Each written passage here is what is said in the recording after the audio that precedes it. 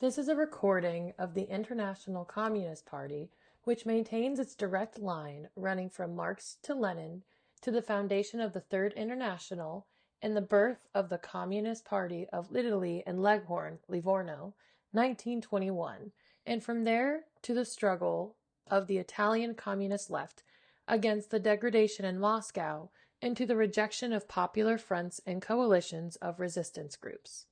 Today, we will be reading from the Unitary and Invariant Body of Party Theses, Nature, Function, and Tactics of the Revolutionary Party of the Working Class from 1945 and published in Prometeo, issue number 7, May to June 1947. Nature, Function, and Tactics of the Revolutionary Party of the Working Class. The question relating to the tactics of the party is of fundamental importance and will be clarified in relation to the history of the disagreements in tendency and direction which occurred in the Second and Third Internationals.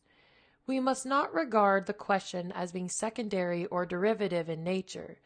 in the sense that groups who are in agreement on the doctrine in the program may, without affecting those basics, support and apply different directions in action, albeit with respect to transient episodes. To pose problems relating to the nature and action of the party signifies moving from the field of critical interpretation of social processes to that of the influence that these processes may exert on a force that is actively engaged. The transition is the most important and delicate point of the whole Marxist system, and was framed in the youthful sentences of Marx, quote, "The philosophers have only interpreted the world in various ways. The point, however, is to change it." And, quote, "The weapon of criticism cannot, of course, replace criticism by weapons." Quote. This passage from pure knowledge to active intervention should be understood according to the dialectical materialist method in a manner totally different from that of followers of traditional ideologies. All too often it has been useful to the opponents of communism to exploit the Marxist theoretical background in order to sabotage and disavow the consequences of action in battle, that is, from the opposite perspective, to appear to adhere to the practice of the proletarian party while challenging and rejecting its fundamental principles. In all these cases, the deviation was the consequence of anti-classist and counter-revolutionary influences, and expressed itself in crises as what we shall call, for the sake of brevity, opportunism. Principles and doctrines do not exist in themselves as a foundation arisen and established before action. Both the former and the latter are formed in a parallel process. It is their opposing material interests that in practice impel social groups to fight, and it is out of the action instigated by material interests that the theory which becomes the party's characteristic inheritance is born. If the balance of interests, the incentives to act, and the practical directives for actions are changed, then the doctrine of the party is likewise modified and distorted. To think that this doctrine might have become sacred and inviolable due to this codification in a programmatic text,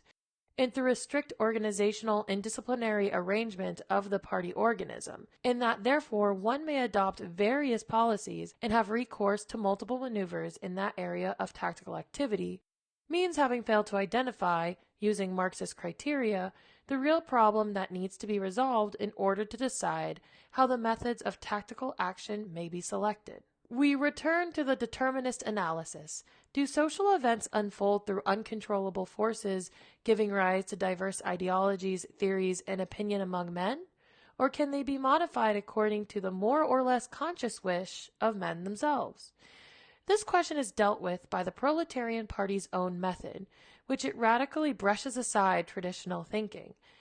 which always refers to the isolated individual, claiming to resolve the question for the individual, then to deduce from this the solution for society as a whole, whereas, on the contrary, you must move the question from the individual to the collectivity. The collectivity is always understood by the other metaphysical abstraction to mean the society of all men, whereas in the Marxist sense, we must understand collectivity as a concretely defined group of individuals who, in a given historical situation have, through their social relations, that is to say, in relation to their position in production and in the economy, parallel interests, groupings that are in fact called classes. For the many social classes that human history presents, the problem of their ability to understand exactly the process in which they live,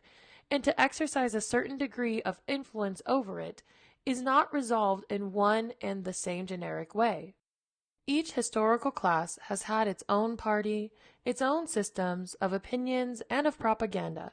Each one has claimed with the same insistence to interpret the meaning of events precisely, and to be able to direct them towards a more or less vaguely conceived objective. Marxism provides the critique and the explanation for all of these approaches and points of view, showing that the various ideological generalizations were the reflection of the conditions and the interests of classes in conflict, expressed through opinions. In this continuous change, whose engines are material interests, whose protagonists are groupings in class parties and governmental organisms, and whose outward appearances are political and philosophical schools, the modern proletarian class, once the social conditions for its formation have matured, presents itself with new and superior capabilities, both in terms of its possession of a non-superficial interpretation of historical movement in its entirety,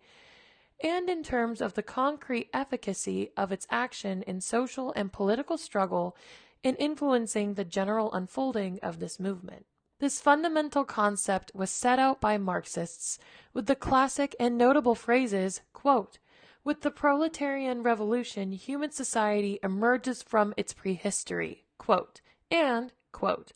"The socialist revolution constitutes the passage from the world of necessity to the world of freedom." Quote. It is not, therefore, a matter of asking, in banal traditional terms, the question of whether man is free in his will or determined by the external environment, if a class and its party are conscious of their historic mission,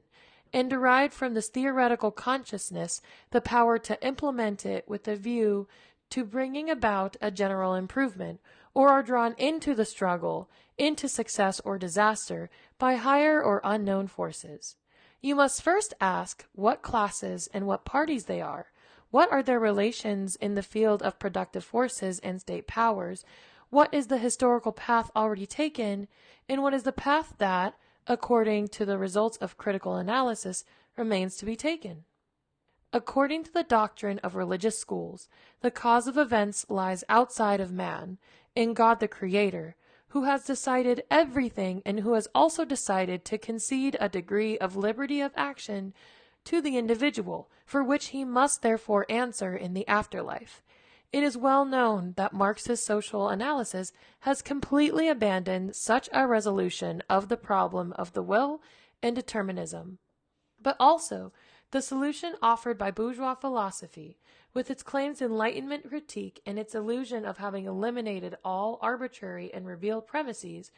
remains equally misleading, because the problem of action is always reduced to the relationship between subject and object, and in the ancient and recent versions of the various idealistic systems, the point of departure is sought in the individual subject, in the I, precisely in which resides the mechanism of his thought, and which then translates successively in the interventions of this I upon the natural and social environment. From this comes the political and legal lie of the bourgeois system, according to which man is free and, as a citizen, has a right to govern the common weal according to the opinion born inside his head and therefore also his own interests. If it is thus thrown out all transcendent influence and every divine revelation,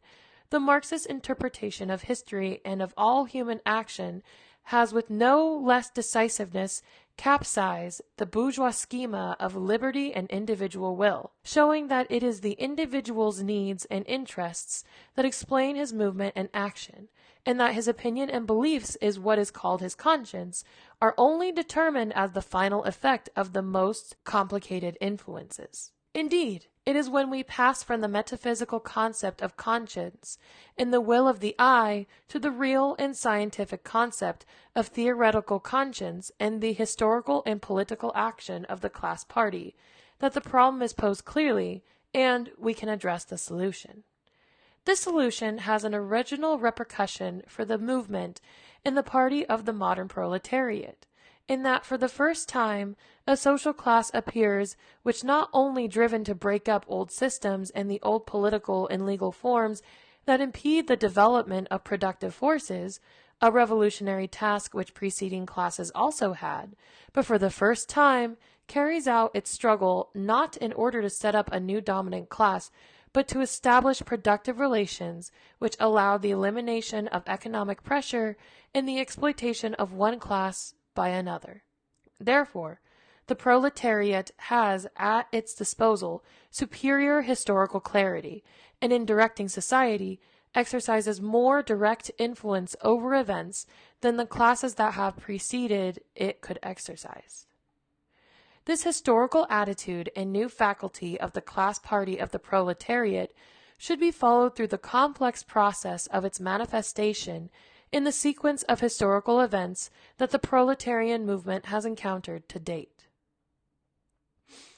The revisionism of the Second International, which gave room for opportunism through the collaboration with bourgeois governments in both war and peace,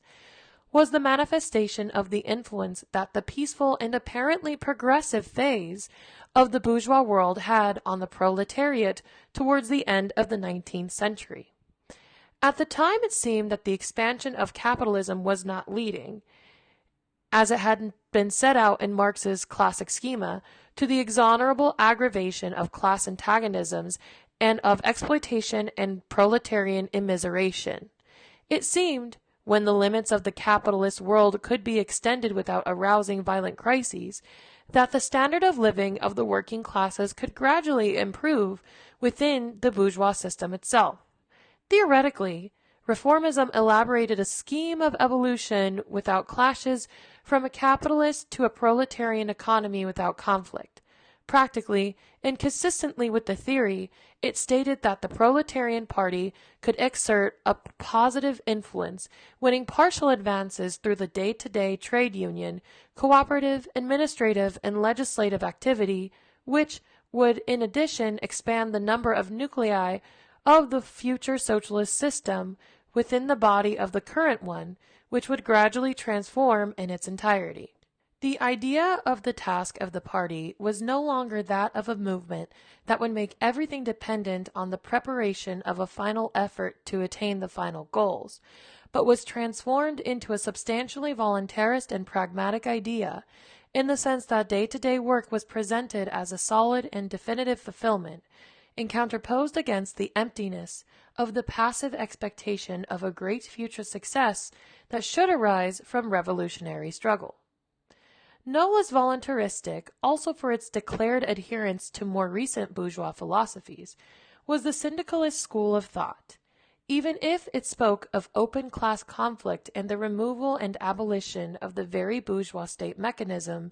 that the reformists wanted to permeate with socialism, in reality, by localizing the struggle and social transformation to individual manufacturing companies, syndicalism also believed that proletarians would be able to successfully establish lots of victorious positions within islands of the capitalist world. The theory of factory councils put forward by the Italian movement of Ordine Novo, in which the international and historical unity of the class movement and of social transformation is fragmented in a series of positional gains within elements of the productive economy, in the name of a concrete and analytical preparation for action, was really a derivation of the syndicalist concept. Returning to gradualist revisionism, it is clear that, as the maximum programmatic realization of the party's actions was relegated to a secondary role, while partial and daily conquests were accorded to the primary role, so the well-known tactic became publicly advocated of alliances and coalitions with groups and political parties that would from time to time consent to supporting the partial demands and reforms put forward by the proletarian party. Even then, there was the substantial objection to this approach, that the alliance of the party with others, in a front which the political world divided into two on specific issues arising in the actuality of the movement, consequently distorted the party, clouding its theoretical clarity, weakening its organization, and impairing its ability to frame the struggle of the proletarian masses in the revolutionary phase of the conquest of power. The nature of the political struggle is such that the alliance of forces in two camps, separated by opposing solutions to a unique contingent problem, polarizing all the actions of groups around this passing interest in this immediate purpose, and overwhelming any programmatic propaganda and any coherence with traditional principles, will determine orientations within militant groups that directly reflect and translate the demand for which they are fighting in an unrefined manner. The task of the party, which was apparently a peaceful one to the socialists of the classical epoch, should have been to reconcile its intervention on specific issues and contingent victories with the conservation of its programmatic physiognomy and its ability to move on the terrain of its own struggle towards the general and final goal of the proletarian class. In effect, reformist practice not only made proletarians forget their class and revolutionary preparation, but led the very leaders and theoreticians of the movement to get rid of it, proclaiming that there was now no longer the need to worry about maximum objectives, and that the final revolutionary crisis predicted by Marxism was also itself reducing to utopia, and that what mattered was daily conquests. The common currency of reformists and syndicalists was, quote, "The goal is nothing, the movement is everything." Quote. The crisis in this method presented itself powerfully with the war. This destroyed the historical assumption of an increasing tolerability of capitalist rule, since the accumulated collective resources of the bourgeoisie, in small part, handed over to the apparent improvement of the standard of economic life of the masses, were thrown into the furnace of war, so that not only all of the end effects of reformist improvements vanished in the economic crisis, but the very lives of millions of proletarians were sacrificed. At the same time, while the still healthy section of the socialist movement deceived itself into thinking that such a violent representation of capitalist barbarism would have elicited the return of proletarian groups from a position of collaboration to one of open general struggle on the central question of the destruction of the bourgeois system. On the contrary, it was the crisis and failure of all, or nearly all, international proletarian organization. The deferment of the agitational front and of immediate action that occurred in the years of reformist practice revealed itself as a fatal weakness, seeing as the class's maximum objectives ended up being forgotten and incomprehensible for proletarians. The tactical method of accepting the array of parties in two opposing coalitions, according to country and contingency, employing the most diverse variety of slogans, for a greater freedom of organization, for the extension of the right to vote, for the nationalization of some economic sectors, etc., etc., was amply exploited by the dominant class to ill-fated effect, encouraging those political formations within the leadership of the proletariat, which represented social patriotic degeneration. Cleverly using the popularity accorded to the non-classist propaganda postulates of the Second International's large parties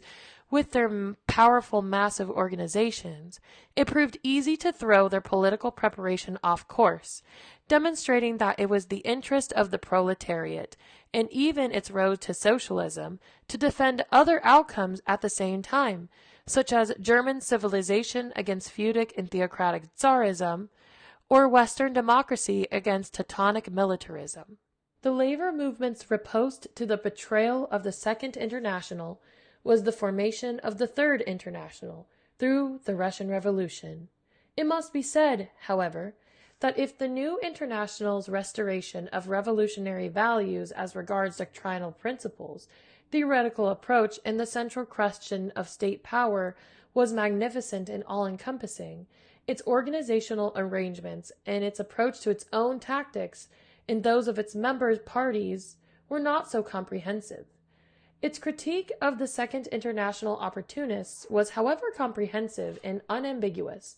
not only as regards the latter's complete abandonment of Marxist principles, but also their tactics of coalition and collaboration with bourgeois governments and parties.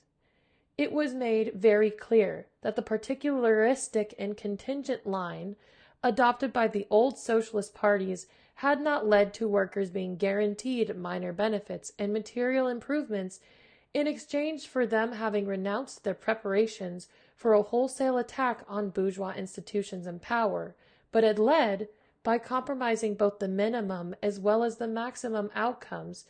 to a solution which was even worse, namely, one in which proletarian organizations, energy and combativeness, and proletarian individuals and lives were being used not to achieve the political and social aims of their own class, but to reinforce capitalist imperialism. By means of the war, the latter thus managed to overcome, for an entire historical period at least, the innate menace of the contradictions within its productive mechanism, and overcome the political crisis caused by the war and its repercussions by bending the political and trade union formations of its class adversary to its own will by embarking on a policy of national coalitions.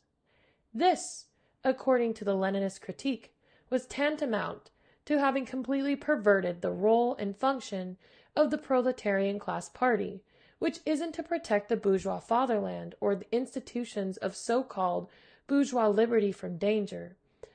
but to keep the workers' forces drawn up on the movement's historical general line, the inevitable culminating point of which the complete conquest of political power by overthrowing the bourgeois state. It was a matter, in the immediate post-war period, when the so-called subjective conditions for revolution seemed unfavorable, i.e., the efficiency of the proletariat's organizations and political parties, but the objective conditions seemed favorable due to the manifestation of a full-blown crisis in the bourgeois world, of redressing the main shortcoming with a speedy reorganization of the Revolutionary International. The process was dominated, and it could not have been otherwise, by the magnificent historical accomplishment of the first workers' revolutionary victory in Russia, which had allowed the great communist directives to re-emerge back into the light once more. But they wanted the tactics of the communist parties, which in other countries were a fusion of the socialist groups opposed to war opportunism, to be shaped in direct imitation of the tactics victoriously applied in Russia by the Bolshevik Party during its seizure of power in the historical struggle of February to November 1917. Implementing this policy immediately prompted important debates about the International's tactical methods,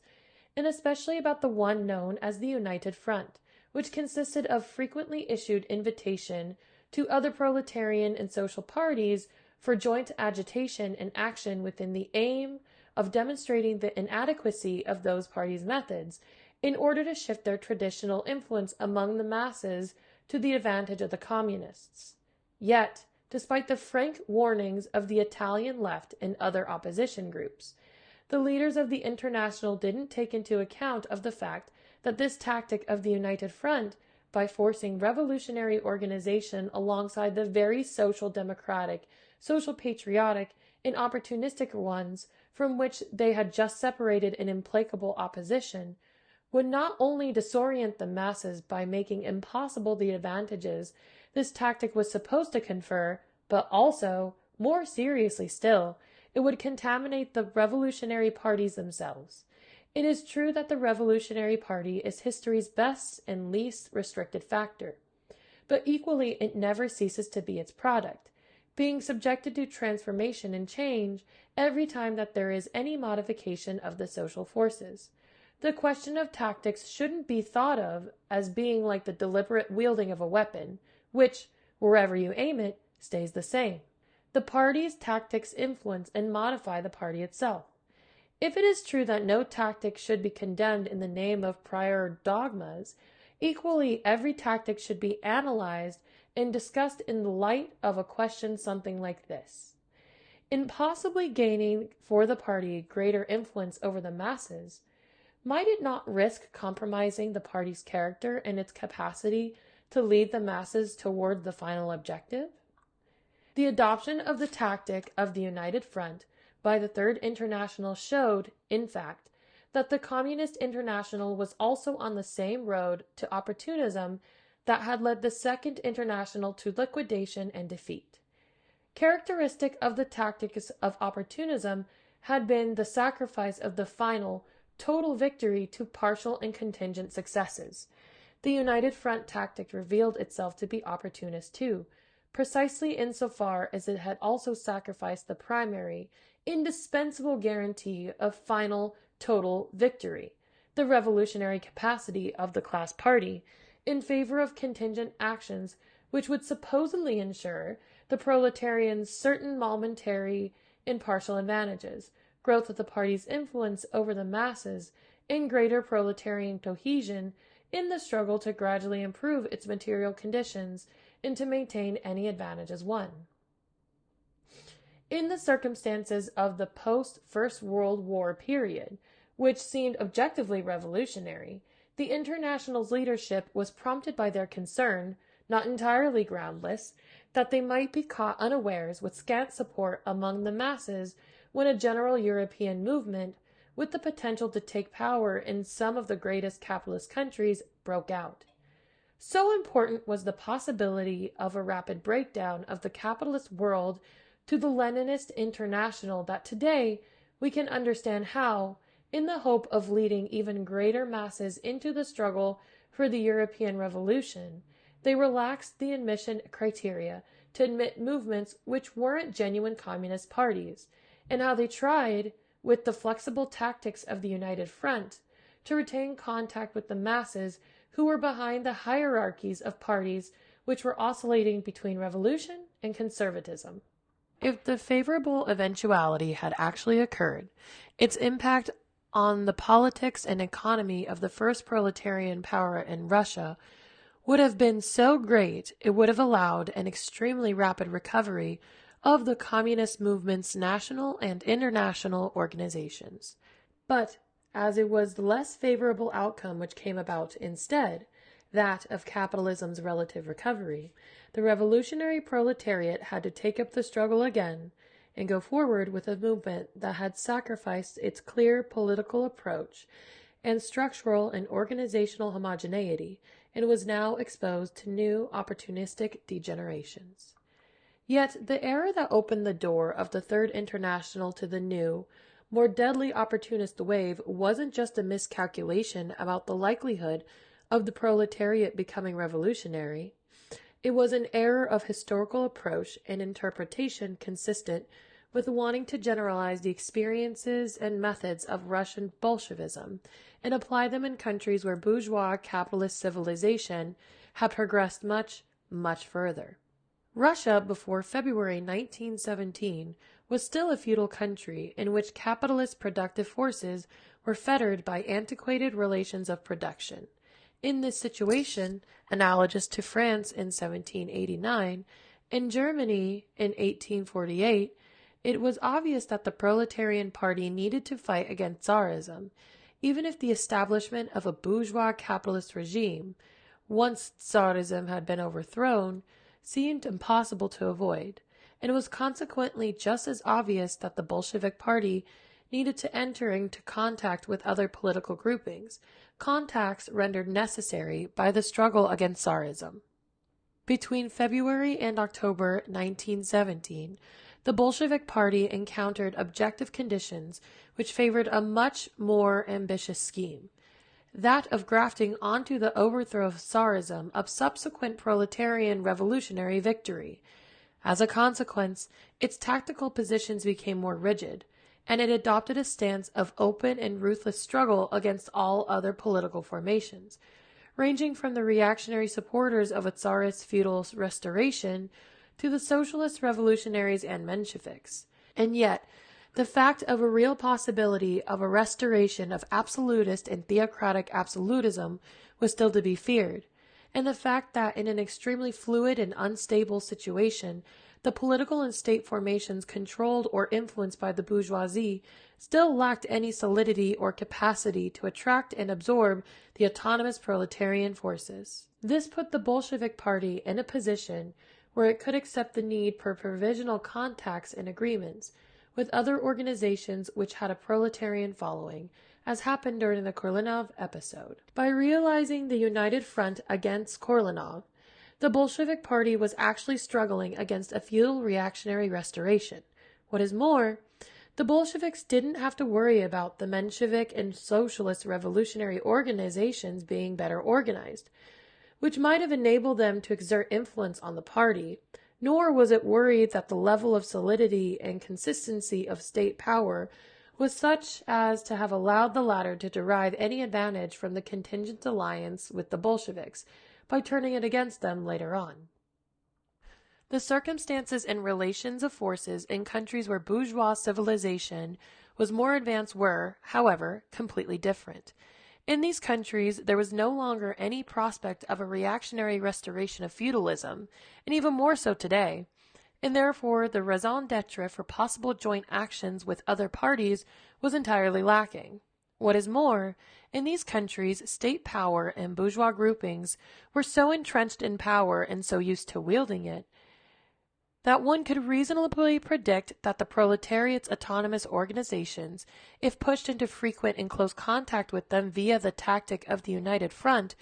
would almost inevitably be influenced and progressively absorbed by them. Once it had ignored this profound difference of circumstances and chosen to apply the Bolsheviks' tactical methods to the advanced countries, tactics which were adapted to the situation of the nascent bourgeois regime in Russia, the Communist International would lurch from one disaster to another, eventually leading to its inglorious liquidation.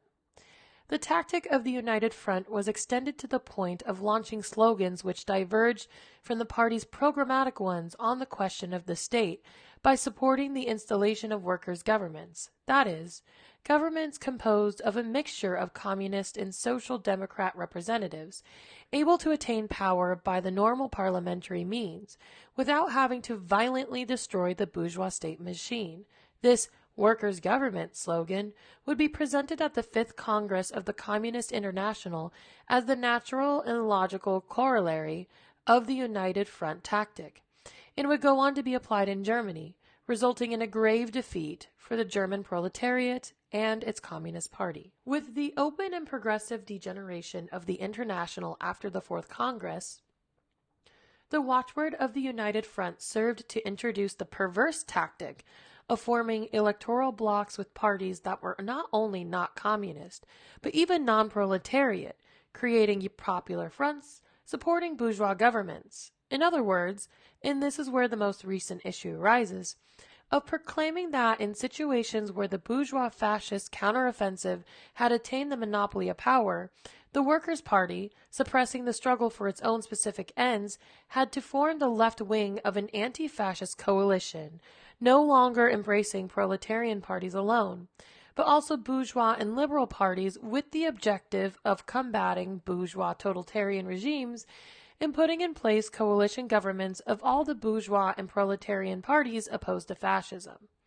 Starting with the united front of the proletarian class, we thus arrive at national unity of all the classes, bourgeois and proletarian, dominant and dominated, exploiting and exploited. That is to say, starting from a debatable and contingent tactical movement, having the absolute autonomy of the communist and revolutionary organizations as its declared precondition, we arrive at the effective liquidation of this autonomy and the negation of not just Bolshevik revolutionary intransigence, but also of Marxist class concept itself. This progressive development, on one hand, results in a gratuitous contrast with the tactical theses of the first congresses of the International themselves in the classical solutions supported by Lenin in left-wing communism and infantile disorder. And on the other hand, after the experience of 20-plus years of life of the International, authorizes the assertion that the enormous deviation from the first aim resulted, in parallel with the adverse sequence of events of the anti-capitalist revolutionary struggle, from the initially inadequate formulation of the tactical tasks of the party. Today it is possible to conclude, without recalling the totality of the key arguments from the text of the contemporary discussions, that the balance sheet of over-elastic and over-manipulated tactics not only had negative results, it was absolutely ruinous. The communist parties under the leadership of the Comintern tried repeatedly and in all countries to use the situation in a revolutionary way with united front maneuvers, and then oppose the so-called triumph of the bourgeois right with the tactic of left-wing blocs. This tactic only provoked resounding defeats, from Germany to France, to China and Spain. The attempted coalitions not only failed to move the masses away from opportunist parties and from bourgeois or petty bourgeois influence to revolutionary and communist influence, they favored the success of the inverse game in the interest of anti-communists. The communist parties either became the object, when the coalitions broke down, of ruthlessly reactionary attacks by their former allies, bringing them the heaviest defeats in their attempt to struggle alone, or, absorbed into coalitions, degenerated totally, to the extent that they became practically indistinguishable from the opportunist parties. It is true that between 1928 and 1934, a phase took place in which the Comintern went back to the slogan of autonomous positions and independent struggle, returning all of a sudden to the polemical and oppositional front against bourgeois leftist and social democrat currents. But this brusque, tactile volte-face only produced the most absolute disorientation in the communist parties, and did not offer a single historical success in the annihilation of either the fascist counteroffensive or the joint actions of bourgeois coalitions against the proletariat. The cause of these failures must be traced back to the fact that successive tactical slogans have rained down on the parties and their structures appearing as unexpected surprises, with the communist organization caught totally unprepared for the various eventualities. The tactical plans of the party, on the contrary, even if they do predict a variety of situations and conduct, cannot and must not become the esoteric monopoly of leadership circles. They must be strictly coordinated with and consistent with theory, with the political consciousness of the militants, with the movement's traditions, and they must permeate the organization such that it always is prepared in advance and able to predict how the party's unitary structure will respond towards favorable and unfavorable events in the course of the struggle. To expect more and different things from the party, and to believe it won't be wrecked by unforeseen blows to its tactical rudder, does not amount to having a fuller and more revolutionary concept of the party, but clearly constitutes, as proven by historical facts, the classical process defined by the term opportunism, which either leads to the revolutionary party to dissolution and ruin under the defeatist influence of bourgeois politics, or to find itself more vulnerable and disarmed in the face of repression. When the level of development in society and the course of events lead the proletariat to serve ends that are not its own, consisting of the false revolutions which the bourgeoisie now and again apparently needs, it is opportunism that wins. The class party falls in the crisis, its direction passes over to bourgeois influences, and the recovery of the proletarian path cannot happen except with the split away from the old parties, the formation of new nuclei, and the national and international reconstruction of the proletarian political organization. In conclusion, the tactic that the International Proletarian Party will apply, attaining its reconstruction in all countries, will have to be based on the following directives. The practical experience of opportunist crises and of the struggles led by left-wing Marxists against the revisionists of the Second International and against the progressive deviations of the Third International have shown that you cannot keep the party's program, political tradition, and solidity of organization intact if the party applies a tactic which, even if only formally, entails attitudes and slogans that are acceptable to opportunist political movements. Similarly, every uncertainty and ideological indulgence has its reflection in an opportunistic tactic and action. The party, therefore, differentiates itself from all the others, whether declared enemies or alleged kindred spirits, and even from those who claim to recruit their followers from the ranks of the working class, because its political praxis rejects the maneuvers, alliances, and blocs that are traditionally formed on the basis of postulates and slogans common to several parties. This party position has an essentially historical value, which distinguishes it in the tactical domain from all the others, exactly as does its original vision of the period that capitalist society is currently going through. The Revolutionary Class Party is the only one to understand the economic, social, and political postulates of liberalism and democracy are today anti-historical, illusory, and reactionary, and that the world is now in a phase which, in the large countries, liberal organization is disappearing and giving way to a more modern fascist system. By contrast, in the period in which the capitalist class had not yet initiated its liberal cycle, had still to overthrow the old feudal power, or even in some important countries had to go through notable stages and phases of expansion, still laissez-faire as regards economic processes and democratic as regards the state. In these cases, a transitionary alliance of the communists with these parties was comprehensible and acceptable. In the first case, with parties that were openly revolutionary, anti-legalist, and organized for the armed struggle, and in the second, with parties that still played a role assuring useful and genuinely progressive conditions, allowing the capitalist regime to speed up the cycle which must lead to its downfall. This change in communist tactics, which corresponds with the passage from one historical period to another, cannot be reduced to a local and national case study, nor become dissipated in the analysis of the complex uncertainties which the historical evolution of capitalism undoubtedly presents, without resulting in the practice deplored by Lenin in 1 step forward, 2 steps back.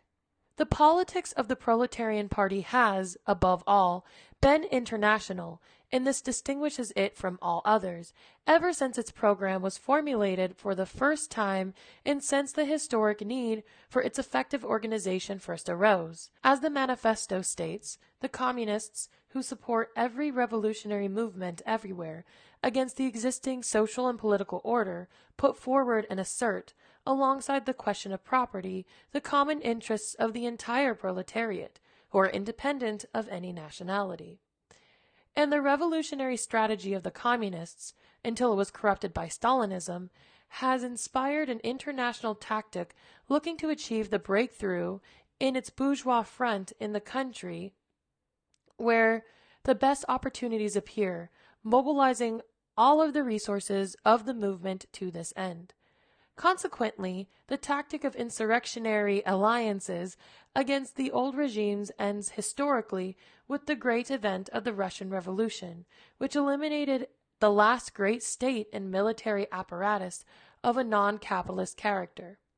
After this phase, the possibility, even theoretical, of tactical blocs must be formally and centrally denounced by the international revolutionary movement. The excessive importance given during the first years in the life of the Third International to the application of the Russian tactic in countries with a stable bourgeois regime, as well as to extra-European and colonial countries, was the first manifestation of the reemergence of the revisionist peril. The Second Imperialist War, and its already evident consequences, are characterized by the preponderant influence extended to all regions of the world,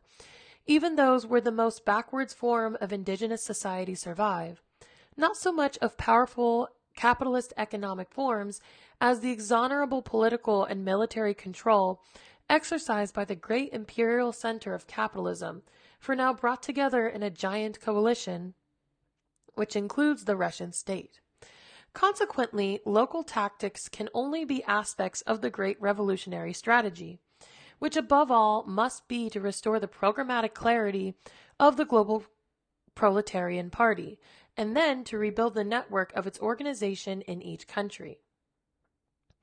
This struggle unfolds within a framework which the illusions and the seductions of opportunism hold sway to the maximum extent. Propaganda in favor of the crusade for liberty against fascism in the ideological domain, and in the practical politics of coalitions, blocs, fusions, and illusory demands presented in concert by the leaderships of innumerable parties, groups, and movements. In only one way will it be possible for the proletarian masses to understand the need for the reconstruction of the Revolutionary Party, substantially different from all others, that is, by proclaiming the historically irrevocable repudiation of the practice of agreements between parties not as a contingent reaction to the opportunistic saturnalia and the acrobatic combinations of politicians, but rather as a fundamental and central directive. Even in transitory phases, none of the movements that the party participates alongside must be directed by a super party or by a higher movement standing above a group of affiliated parties. In the modern historical phase of global politics, the proletarian masses will only be able to mobilize for revolutionary goals by achieving their class unity around a single party that is solid in its theory, in its action, in the preparation for the insurrectionary assault, and in the management of power. This historical solution must, in any manifestation of the party, even limited, appear to the masses as the only possible alternative to oppose the consolidation of the international economic and political domination of the bourgeoisie and its formidable capacity, not definitive, but today growing ever stronger, to control the contradictions and the convulsions that threaten the existence of its regime.